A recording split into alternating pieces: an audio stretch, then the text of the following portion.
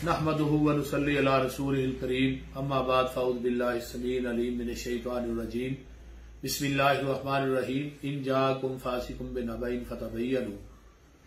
جب کوئی فاسق خبر لے کے آئے اس کی پہلے تصدیق کر لیا کرو.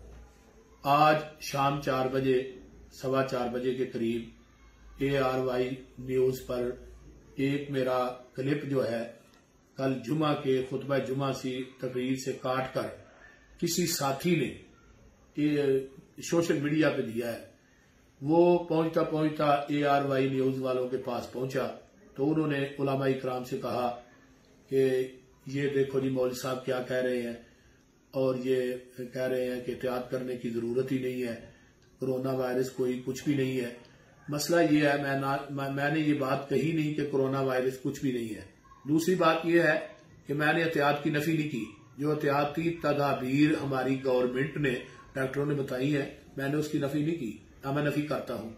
میں نے اصل میں اس بات کی نفی کی ہے جو کہا گیا ہے کہ مساجد میں کسی سے سلام نہیں لینی, کسی کے ساتھ کھڑے نہیں ہونا, کسی کے پاس بیٹھنا نہیں, بس نماز پڑھنی ہے تو سنتے بھی گھر آ کے ادا کرنی ہے. میں نے یہ کہا تھا کہ نبی علیہ الصلوۃ والسلام کی حدیث ہے کہ آپ ایک دوسرے سے معانقہ کریں, سلام لیں, ہاتھ سے ہاتھ ملائیں, اور نبی علیہ السلام نے فرمایا جب مومن سے ہاتھ ملاتا ہے تو اللہ اس کے ہاتھ بعد میں جدا ہوتے ہیں, اللہ اس کے گناہوں کو پہلے معاف کر دیتا ہے. تو مسئلہ یہ تھا کہ یہ حدیث کا مسئلہ تھا, میں نے نفی نہیں کی. میں نے حدیث کی جو مخالفت کی ہے کہ کسی سے ہاتھ نہیں ملانا, کندھے کے ساتھ کندھا, ٹکنے کے ساتھ ہمارا جو مسلک ہے, میرا مسلک حدیث ہے, اس کے مطابق نماز میں ہم کندھے سے کندھا ملاتے ہیں, ٹکنے سے ٹکنا ملاتے ہیں اور سلام بھی لیتے ہیں. میں نے یہ کہا تھا کہ نبی کی حدیث پہ عمل کرنے کی وجہ سے کسی میں وبا نہیں آ سکتی, شفا ضرور آئے گی. وبا نہیں آ سکتی پیغمبر کی حدیث پہ عمل کرنے سے. میں نے یہ جمعے میں کہا تھا جو یہ میرے لفظ جو کاٹ کر جو بیان نہیں کیے گئے اس کلپ میں, وہ لفظ جو ہے ان کو کاٹ دیا گیا ہے. شروع سے بھی اور آخر تک بھی میری بات کو صحیح طرح بیان نہیں کیا گیا. تو مسئلہ یہ تھا کہ جو احتیاطی تدابیر ہیں ہم اس کے قائل ہیں. شریعت نے بھی کہا کہ احتیاط کرنی چاہیے, میں اس کی نفی نہیں کر رہا, لیکن میں نے کہا تھا تندرست آدمی جو ہیں وہ ایک دوسرے سے ہاتھ ملا سکتے ہیں, کیوں نہیں ملا سکتے؟ ٹھیک ہے بیمار نہ ملائے لیکن تندرست تو ملا سکتے ہیں نا. میں نے یہ تندرست لوگوں کو کہا تھا, میں نے بھی آپ نے ایک دوسرے کے ساتھ ہاتھ ملا کے جانا ہے اور معانقہ کر کے جانا ہے. جب نماز میں کھڑے ہونا ہے ٹکنے کے ساتھ اور کندھے کے ساتھ کندھا ملانا ہے.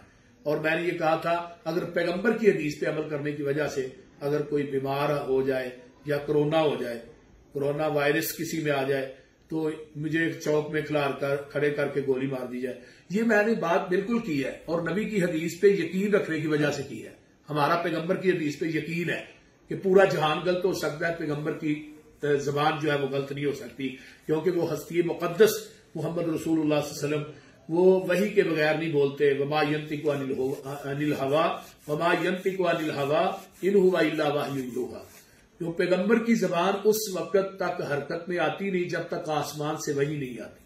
تو یہ بات میری جو میں نے کلپ پورے کا پورا سوشل میڈیا پہ آ رہا ہے اس میں پوری تفصیل آ جائے گی, لہذا اس کلپ کو بھی سن لینا جو شروع سے آخر تک. میں نے وہ کلپ جو ہے وہ اپنا جس نے جمعہ بنایا ہمارے جو بھائی ظفر صاحب ہیں ان کو میں نے کہہ دیا ہے وہ بھی سوشل پہ آ جائے گا, باقی تفصیل اس میں دیکھ لینا ساری کی ساری انشاءاللہ.